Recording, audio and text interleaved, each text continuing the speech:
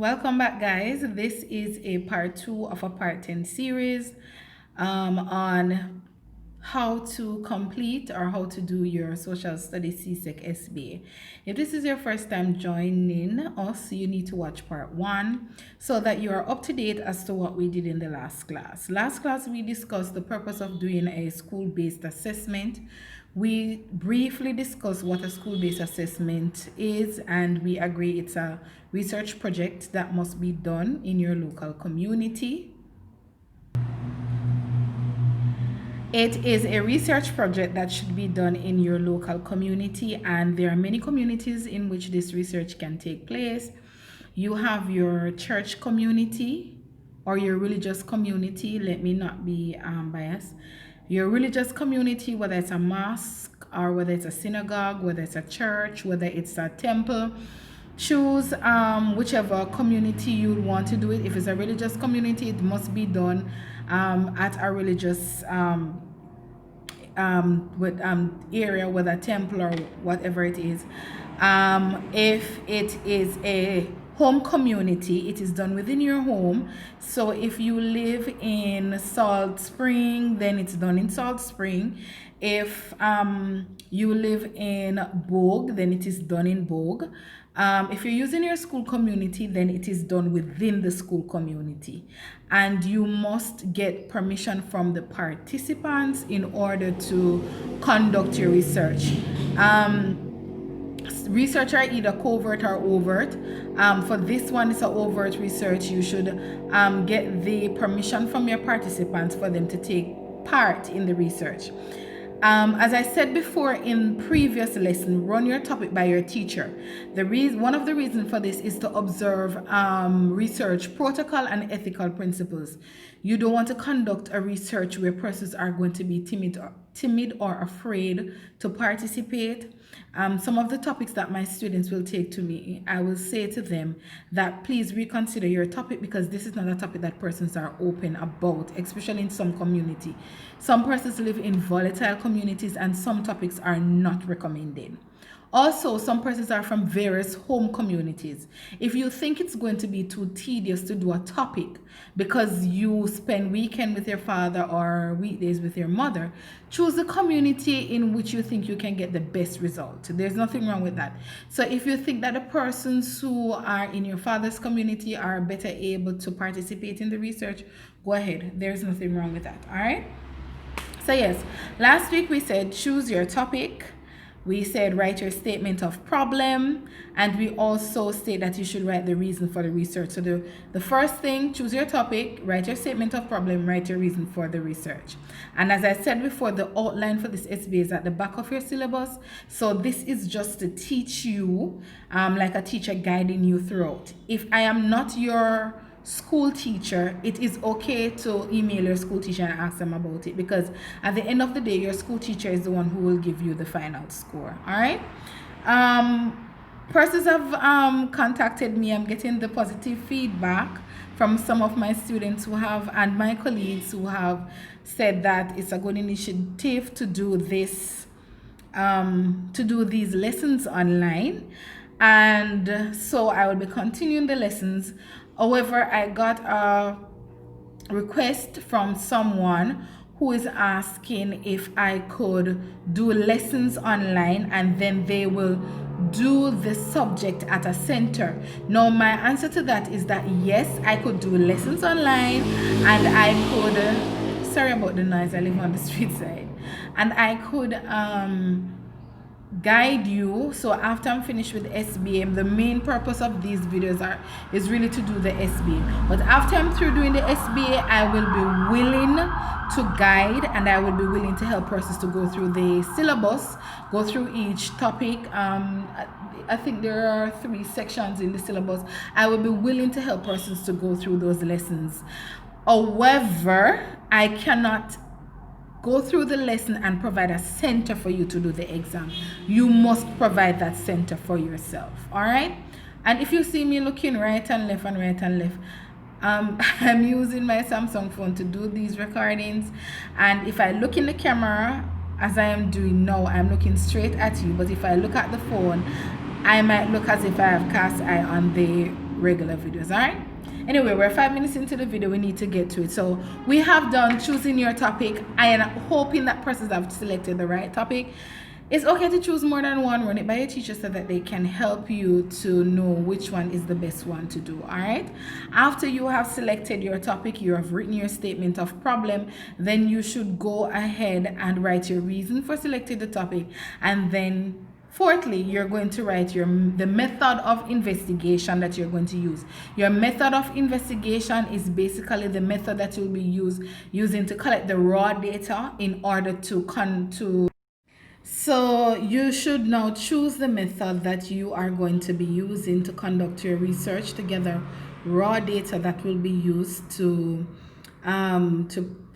be processed to come to a conclusion as to what you found out at the end of the research, and also to make a presentation. What is a methods of investigation? So your method of investigation is basically an instrument or a tool that you will be using to gather data for your research. The instrument that we always suggest is a questionnaire. However, depending on your topic, an interview schedule would be an interesting method, or an observation log. What you should do in your methods of research, when writing your methods of research, you're going to describe the tool that you selected.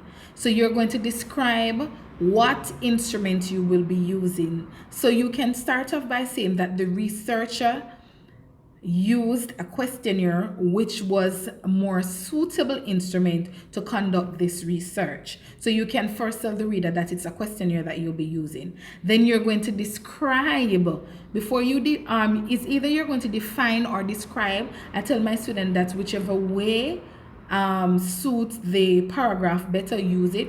Some persons, after telling that they have done a questionnaire, they go ahead and define it. They say a questionnaire is an instrument, it's a written or a typed instrument with options, open or closed options, that an individual or participant can use to answer questions. So you need a proper definition for the word questionnaire, and if you get it from a source, just state the source, Brown 2017. All right, for example. So if you're going to use a question, you need to describe it. I usually tell my students, tell me that you have 13 open-ended and you have 13 closed-ended, and 2 open-ended questions. Open-ended questions are questions with lines. So any questions you ask and it requires the person to write on the paper, it is an open-ended question, and that is the most simple. This is the simplest way I can tell you about it. So any question that requires written answer, it's an open-ended question. Any question that requires for you to tick a circle or a box or a bracket is a closed-ended question. Basically, the closed-ended questions, you have already provided the options. All the person needs to do is to select the best response. All right? So that can be done in your description. In your description, you can write how many closed-ended, how many versus how many open-ended questions you'll be using, and you can tell whether it is written or it is a typed questionnaire that you'll be issuing. All right, then you need to tell me why is it you have selected this method amongst the others, or this method instead of the others. So why is it you decided to use a questionnaire? Why not use an observation log? Why not use an interview schedule? So you need to tell the teacher that, or the reader that. All right.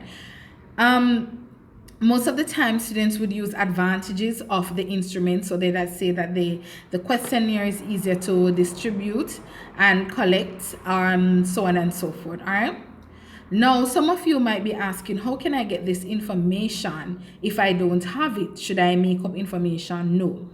After you have written your reason for selecting the topic, you can go ahead and start making your instrument.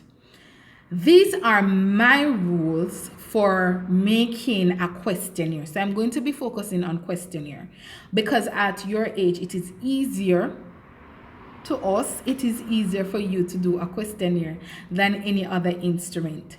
Now, The questionnaire should not have more than 12 questions. Some teacher might ask for 15, that's okay. But because we are working with a word count, which I will be getting to in another video, we are working with a word count, so you have to be careful. The first part of your questionnaire should have basic information such as age, such as ethnicity, such as years living in the community, such as occupation.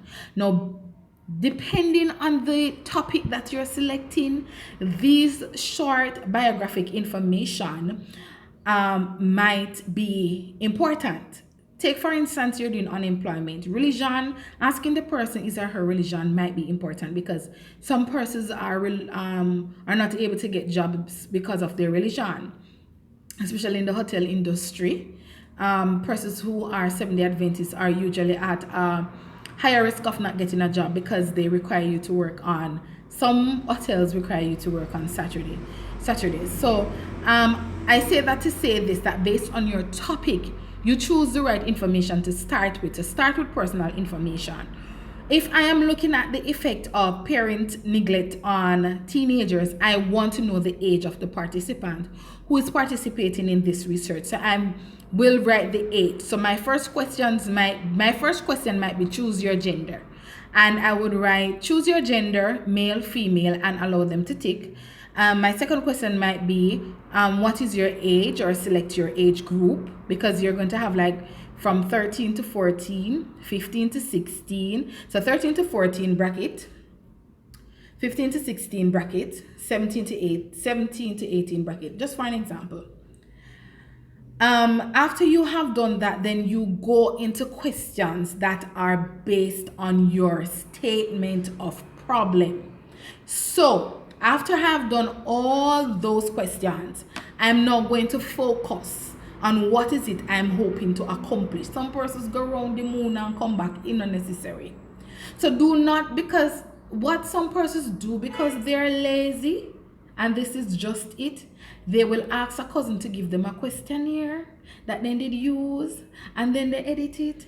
That's not necessary. You can sit and do your own questionnaire, trust me. So I am saying to you, sit and write your questionnaire. It's not hard. You're on summer holiday, some of you are working, that's okay. Spend 1 hour after you have completed your work hours. You can spend 1 hour at home and do what I am teaching now. So you start with simple questions such as gender, age,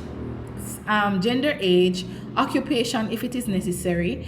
You can ask them how many years they have been living in the community, and so on and so forth. And then you decide what other questions you're going to ask based on your statement of problem. And remember, we're working with 12 questions. 2 out of your 12 questions must be an open-ended question, meaning that it must be a question where persons are required to write on the lines that you have provided, okay? Also, you're only allowed to ask 2 yes or no questions. So in the entire 12 questions you have decided to write, only 2 must be a yes or no question. Because if we don't do that, then all of your graphs will be yes and no. 50 and 50, 60 and 40. All right? So, and you're going to run your questionnaire by your teacher before you complete the rest of your SBA. Let me repeat this in slow motion. You must allow your teacher to edit your questionnaire before you issue them. All right, are we clear on that one? So you can email it to your teacher, miss, have a look at this. She will rearrange some questions, or she will say to you, go back, reword this question, and provide better options. All right, examples for questionnaires are online, and so you can go online to look at examples, not to plagiarize and use the examples, but just to look at them. All right, sorry, the light is going dim. The light is going dim. I have no idea why it's going dim, but sorry about that. All right, so that is your method of investigation. You're using a questionnaire and you are going to write 12 questions with only 2 open-ended and only 2 yes or no, and you're going to start with simple biographic information such as gender, age, occupation, how many years living in the community, religion. All right.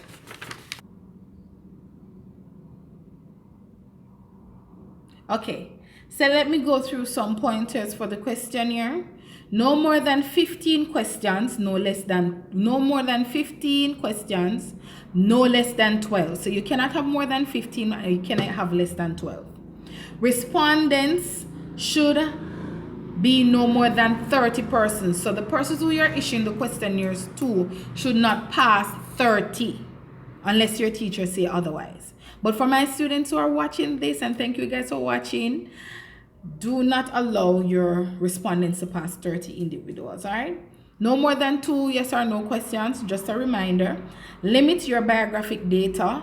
So your biographic data should be no more than 4: gender, age, how long they've been living in the community, employment, and religion, depending on the question you're doing.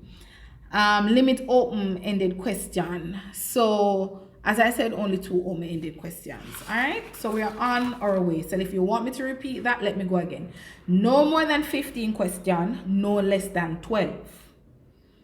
Respondents should not go over the limit of 30, and it should not be less than 20.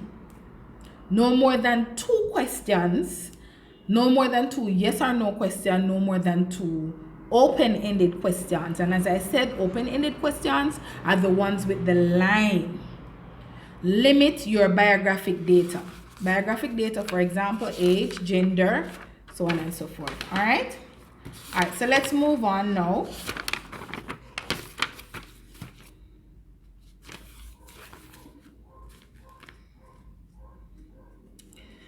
Okay, for your questionnaire, you should avoid using big words that the participants may not understand. And the reason why I'm telling you to avoid big words is because you're going to be issuing the questionnaire to some persons who may not be able to read. Choose the method in which you're going to issue your questionnaire. There are a number of methods: snowballing, random selection. I'm not remembering the rest, but snowballing, random selection. There are others that you can use. Just go online and research methods or to select your participants. Selecting your participants is very important. You must decide whether you're going to leave them at every other household in your community and collect them back, or you're going to put person's name in a bag, shake them up, select the first 30, or you're going to go to the shop corner and just randomly give it to persons that you see. Whatever method you choose, you need to state it or you need to record it. All right, so I suggest to you to print or to make copies of 30 questionnaires to be issued in your community. All right, questions that you use must be clear and unambiguous. It must not be biased, must not be leading questions. Do not ask persons questions where the answer is obvious, right? Do not ask double questions. So for your questionnaire, check for questions that have been asked before but worded differently.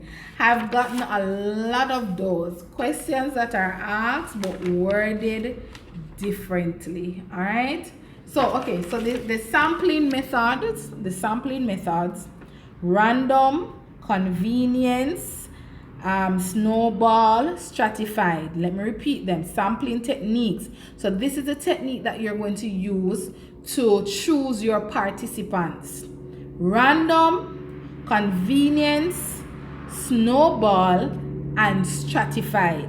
So you're going to choose one of these. If you don't know what it means, Google, my dear. Google. Go on Google and find out what these mean. Type in sampling techniques and see which one would work best for you. Most of you would have selected convenience or random selection because it's the easier way to issue your questionnaire. All right, Now, you should also have a letter to the participants at the top of your questionnaire. Usually I tell my students, put it at the top of the questionnaire so they know what you are doing. You don't just want to give people a piece of paper and say, please answer this for me. So at the top of the questionnaire, dear participant, my name is so and so. I'm conducting a research to find out this as a partial fulfillment of my school-based assessment in social studies. I would appreciate if you take part in this research. No personal information is needed, your name is not needed, and it will be held in full confidence. Just to give the researcher a little comfort that you will not tell everybody that they said this or they said that. All right.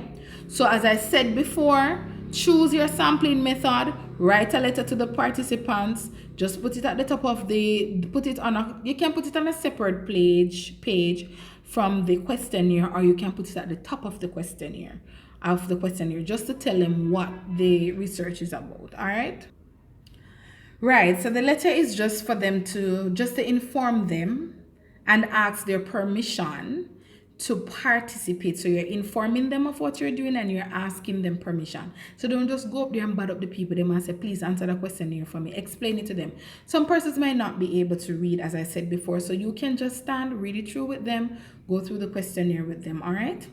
So am I leaving out? Okay. Your questionnaire should also have an instruction. Because if you did not tell the persons to tick the box and they write an X or they circle it, you cannot blame them.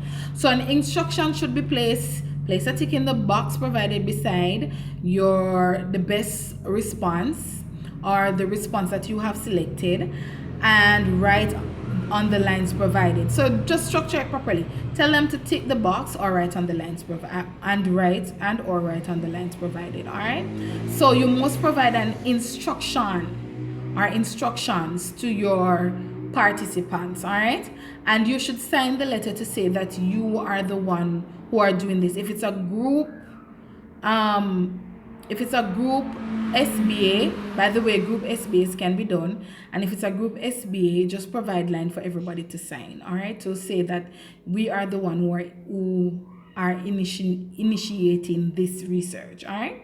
So today, methods of investigation and your questionnaire and your letter to the residents took over the entire video. That's okay. We have more videos to come. Next video, we're going to look at writing your procedures. We have already started what you should be doing in your procedures, which includes sampling techniques. So we're going to talk about how do you write your procedures, and then from procedures we're going to talk about presentation of data, analysis of data. We're going to talk about the findings. We're going to talk about your bibliography. All right. So as usual, leave me a comment down below. Subscribe. I see some persons watching the videos and you're not subscribing. I don't know what is the reason for that. Subscribe, share with other persons from other school. Leave me a comment, leave me a feedback, like the video. Please like the video, don't just view it. And I am going to be adding some things later on. Hopefully I can get other persons to come on board with me. Persons are asking for English language tutors too. I don't know if I can get anybody to come on board. Persons are always shy to come on camera because anything you put on the World Wide Web stay. All right, so in part 1 we talk about selecting your topic, writing your statement of problem. Selecting your topic, writing your statement of problem, writing your reason for selecting your topic, and we did methods of investigation today, and we talk about writing your method of investigation, telling the reader which method you have selected, tell the reader, describe the method selected, define the method selected, and tell the reader why you select this method amongst other methods. We talk about how to write your questionnaire. I hope you were paying attention. Those are very good tips. Biographic information first, then you go into the body where you talk about whether you're dealing with effects or cause, and then you conclude. And then We talk about the letter that you need to write to your residents, asking them permission and informing them, informing them of the research that you'll be conducting in their community. So we are almost halfway through this research.